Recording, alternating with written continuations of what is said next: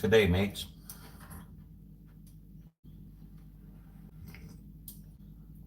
Oh boy, that's good. I looked in the cupboard this morning. I know I didn't see Mother Hubbard. Was it Mother Hubbard? Look what I saw. See? So I think little. This is a nice one. I like this little. I don't know what you call this. A percolator. There's another thing in my cupboard, and I don't know how to use it. It's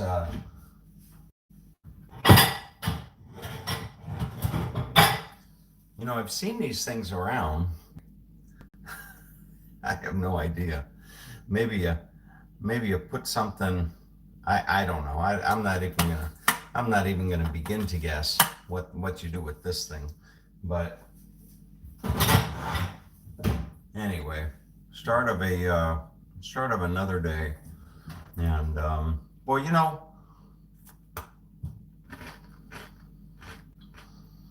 I was out walking last night, and I found myself thinking about where I find myself here in the land down under as opposed to up in the United States and whatever.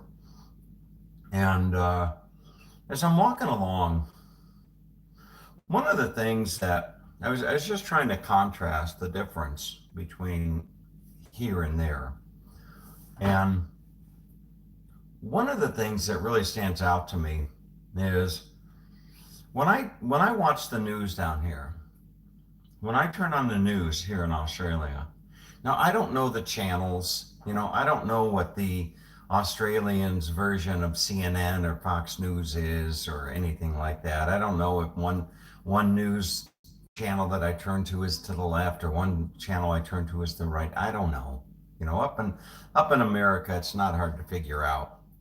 If you watch Fox News for 2 minutes, you can tell that they're pro-Trump, and CNN anti-Trump, and what have you. So up in America, it's no problem to figure that out. But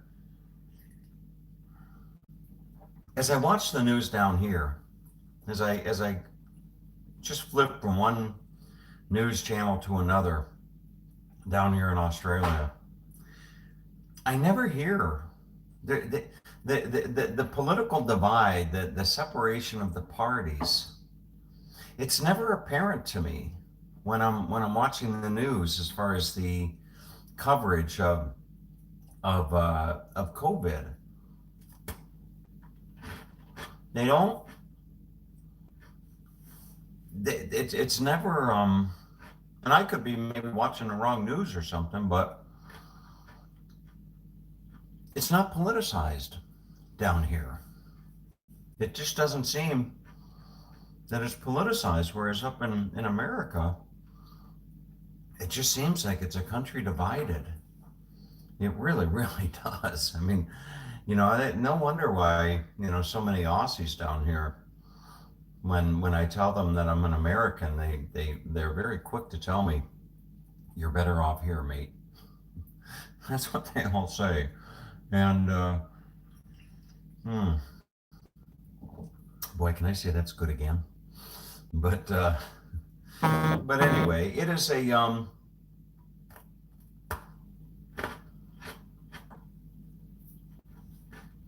it's an interesting observation, and as I think about this whole thing, as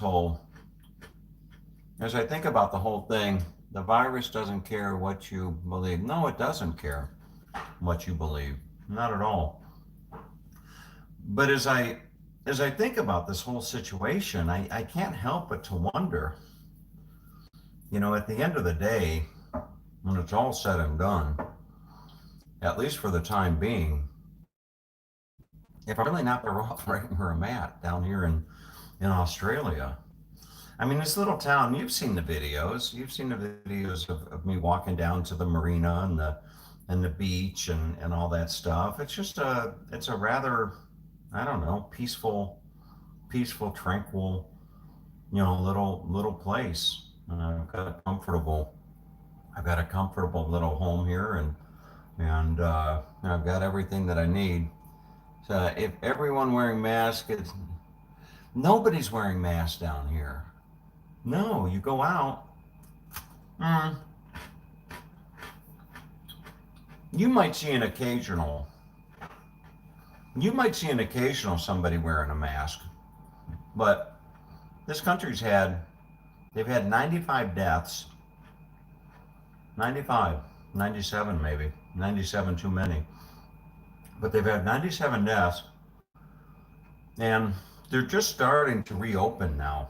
They're starting to reopen, and I'm hoping and praying that above everything else, they reopen my jacuzzi first. I don't know if Carlo has any connections with the Prime Minister's office, but I'm hoping and praying that my jacuzzi gets opened up tomorrow because I'm the only one here at the resort. I don't think social distancing in the jacuzzi is going to be a problem because I'm the only one here. I can't social distance from myself. But anyway, hmm, what else is on my mind? The I woke up this morning to something, a news article out of Fox News, and they were they were telling it was a story out of Hawaii, and I guess the emergency management director or somebody high up in the government in Hawaii was warning some committee, something to the effect of if they don't reopen quick, they're going to face large scale civil unrest and rioting. Uh,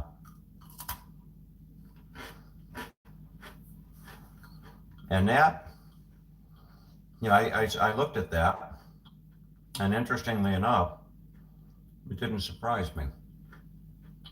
When I saw that, it's an article, you can probably Google it, but it was on Fox News, that they're concerned that in Hawaii they're potentially facing large scale civil unrest and rioting. And that's probably one of the things that's challenged me about living in the United States. Not that it can't happen anywhere; it could happen right here in Nelson Bay, I guess. But during these times, I would not want to be living in a major. I would not want to be living in or near a major area like Los Angeles, Los Angeles, Chicago, Cleveland, even Cleveland. I would not want to be living near a large major. There's never been a vaccine developed for an RNA virus zero. I know. I know. And I just that's one of my little fears is finding myself in a situation where I'm in a quote unquote near lawless or lawless society. Can you imagine? I've seen it. I've seen it in movies before. I'll never forget there was a movie. I can't remember the name of the movie, but I think Brad Pitt was in the movie, and he was there was this situation where the society had just completely broken down into a lawless thing, and he was in a supermarket. Perhaps somebody will recall this movie. I don't know, but the story was something along the lines of Brad Pitt found himself in this city. He had a couple little kids with him, and it was just a completely lawless city. Everything had gone out the window, and it was pretty much a free for all. And he went into the supermarket, and he's in the supermarket with his little kids, and something, I don't know, something happens or something in the supermarket, and Brad Pitt looks down to the end of the aisle of the police officer running down the aisle full speed, you know, and he thinks that that policeman is there to help him, and the policeman, runs right past him, grabs some stuff off the shelf, and keeps running. Like the policeman was it was survival of the fittest, I guess, or something like that. But anyway, it's just a sorry to you know bear you with all this doom and gloom. But my goodness gracious, what a situation our world has found ourselves in. I mean, never anything like it. I'm 56. Some of you have got a few years on me, and we've just never seen anything like this at all. And I don't know, to be quite honest with you. You hope that there's a light at the end of the tunnel. Hmm. One of the persons that I listen to Rush Limbaugh on my evening walk, and can an American live in an Australian permanently? No, not unless I find a nice Australian woman. If I find a nice Australian woman, you know, or I guess gay marriage is okay down here. Maybe I should turn bisexual because that would increase my odds of finding somebody. If I were bisexual, then I'd have a better chance of finding of finding somebody. No, no, no, no. I'm not going to turn bisexual anytime soon. Not that there's anything wrong with that, mind you. But I've always, I've always been on the straight and narrow when it comes to my sexuality. But anyway, the other thing on my mind, I was watching one of Skip's videos yesterday. Skip Smith. I'm watching one of Skip Smith's videos the other day, and I noticed on his video, I was watching it on my phone. I saw this little button. I saw this little button that says join. Join. And I'm thinking, what the heck?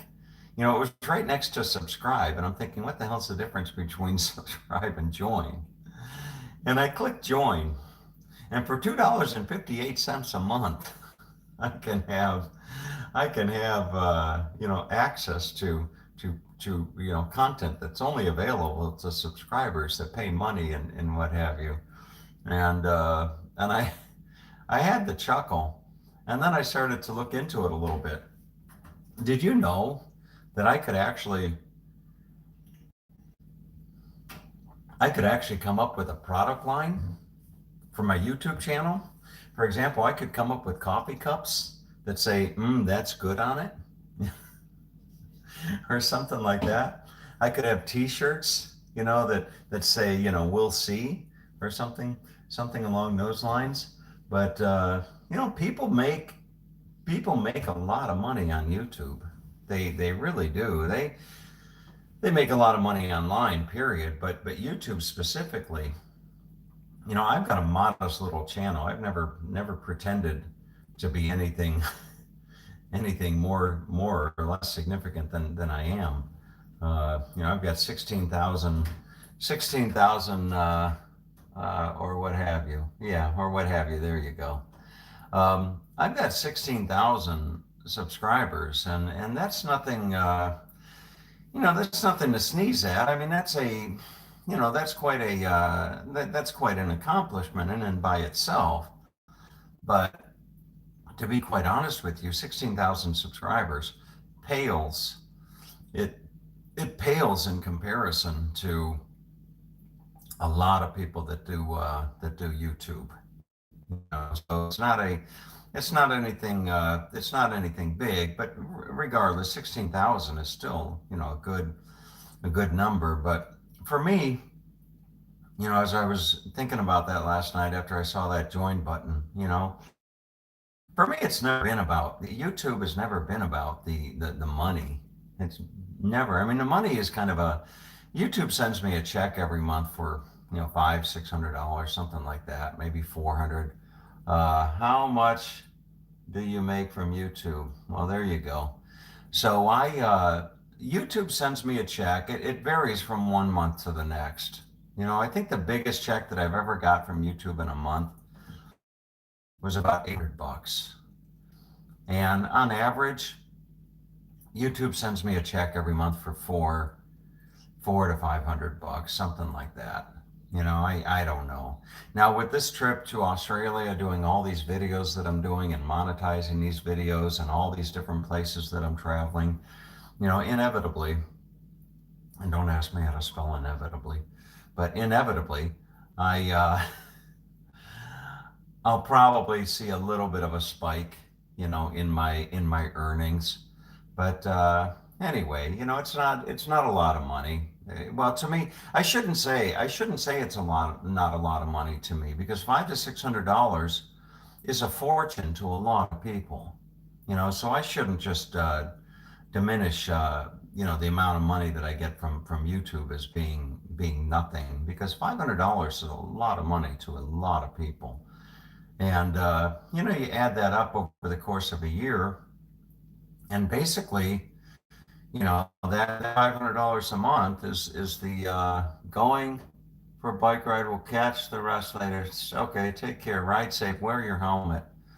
But the but oh, what was I going to say? I lost my train of thought. Hmm. But that $500 a month that I get from YouTube really covers my homeowner dues. Where I live, it covers the homeowner dues. So anyway, super chat, live chat. I'll tell you something. But you have expenses. Yeah. You want to hear something really sad? This is really, really sad. I guess today is just a doom and gloom show.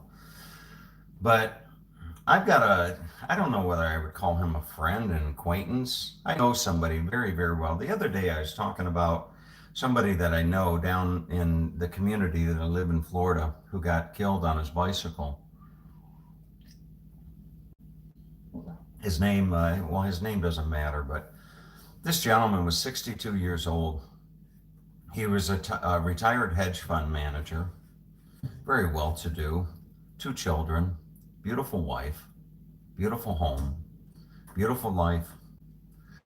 And he used to ride his bike all the time. Every morning he'd be out riding his bike. And he'd go for these long rides. He'd get up in the morning, like at 5 a.m. or something like that. And he'd go for these long rides. And I guess that he was injured some time ago. Not related to the bike, but he had some type of injury that kept him from riding. And just recently, he got up back on his bike. And if you were to go to YouTube or Google Maps and type in, well, it doesn't matter. So if you were to, he was coming home last Thursday night from a bike ride. He wanted to get back out on his bike, and he went out for an evening ride. And he was coming home, and it was a two-lane, just a small little two-lane road that leads into my community.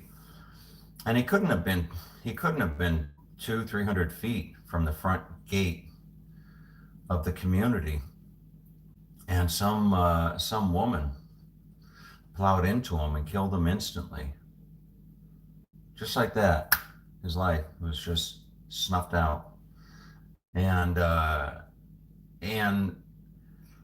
his daughter was waiting. His daughter got stuck in the line of people that were held up because of this. It was just a two-lane road, and they held everybody up. And his daughter was one of the people being held up. And people, because it was so long, they started getting out of their cars and walking into the community to their home. And she walked past and saw, I guess, a body covered, and didn't know that it was her dad or something like that. But ended up that her and her mother had to come back to the scene and identify, my friend's body. And the thing that really, it's the thing that really hit a chord with me was somebody else that I know there sent me a link to the website of the woman that supposedly hit this guy. Do you have expensive camera gear to get so many subscribers? No, you don't. You don't. But you just have to have good content. But anyway, what was I? You see, the comments are distracting. It is terrible, but you go. So I know what I was going to say. So supposedly, and I have no reason to think otherwise. Supposedly, the woman that hit him was one of my neighbors, one of my close neighbors, close, not in that I knew this person, but just kitty corner to where I live in my area of the community. And a friend of mine sent me a link to her website, and it's sin, like not SIN, but CIN, as in short for Cindy, sin, fully, FULLY, twisted.com. Sin, CIN, FULLY, twisted.com. Sinfullytwisted.com. And I was curious to see what that channel was, because I don't know this neighbor. I mean, she lives. I could throw a rock at her house, I guess. But I was told he was the person that was responsible, and that she refused a breathalyzer test. She refused to take a test at the scene. And I went on there to look at her profile, and then I found her on Facebook. I just typed in her name on Facebook and typed in followed by Fort Myers. Her full name is on her website under the contact thing, but I looked up her profile on Facebook, and I looked at this person, and I try not to be judgmental of people. I really do. I really try not to be judgmental of people. But I looked at this person. And I just thought, that poor family, to have to look at this. This is the person that snuffed out their husband and their father's life. It was just terrible. Yeah, the amount of user. I don't know. Subscribe for no reason, please. There you go. All right. Subscribe for no reason. I don't know. You just got to Google this stuff, okay? There's a lot of stuff out there. Just Google it, and you'll get all the answers to all the questions about building YouTube subscribers and all that kind of stuff. But anyway, and it's not quantity, it's quality, okay? It's not about the number. It's not about the number of YouTube subscribers that you have. It's the quality. I mean, I've got some really good quality subscribers, and that's all I care about. It's the quality. So anyway, all right, folks, I need to get on with my day. Did you see that video yesterday of me going down and into that dive shop where I could rent some gear and go snorkeling? Did you see some of the footage on that TV of that stuff that you can see out there in the water? Oh my goodness gracious.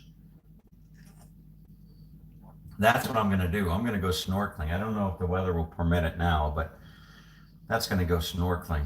You know what's the other thing that I'm going to do? I used to run. I used to run all the time. I used to run every day. I was like a gazelle. I would run every day for like 3 to 5 miles. And now when I do my walk and talk videos, you know how I'm breathing heavy and stuff? Because I'm overweight, I'm fat, I'm obese. I am. No wonder why Michelle had a hard time with me. But I'm going to run today. I'm going to put on my running shoes, and I'm going to run from here. I'll probably only make it out the parking lot. I'll probably only make it out the parking lot. But damn it, I'm going to run. I can live my life as a what is it? Explanation or an exclamation, and run like the wind, Tom. I'm gonna try it. You know what? Even though you only fail when you stop trying in life. That's the one thing that I've learned in life that's really valuable. You only fail when you stop trying, and there's no reason that I can't get back into shape. There's no reason that I can't, drop some pounds and what have you. So that's what I'm gonna do. I'm gonna try to run from here. You can Google it. Mantra, uh, like the wind. Sherbert near Santa Cruz this week. Yeah. I'm going to.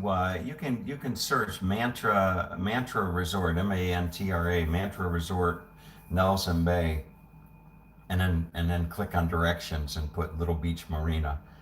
And I don't know how far it is in miles or whatever. It doesn't matter. But that's what I'm going to try to do. I'm going to try to run a little bit. So anyway, I hope everybody out there has a good day. All right, take good care of yourselves. It's a crazy world. I sent Yane up to Yane, and I keep saying goodbye, and then I start talking about something else. Uh, Yane's been down in my place now for Yane's been down in my place now for the better part of well over a month now. And I was telling her daughter, oftentimes if I want to have a serious discussion, I'll talk to her daughter. Her daughter's about 22, and I'll talk to her daughter because I can't, with Yane, her English is good. Don't get me wrong, but oftentimes I have to be very articulate, and I have to pause and clarify that she understands every sentence that I say. But but I was telling her daughter the other day, that they really got to think long term. They have an apartment.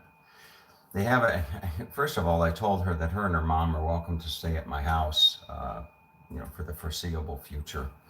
They don't, they have minimal capacity to or ability to generate income, and now with everything shut down, that's even a bigger challenge.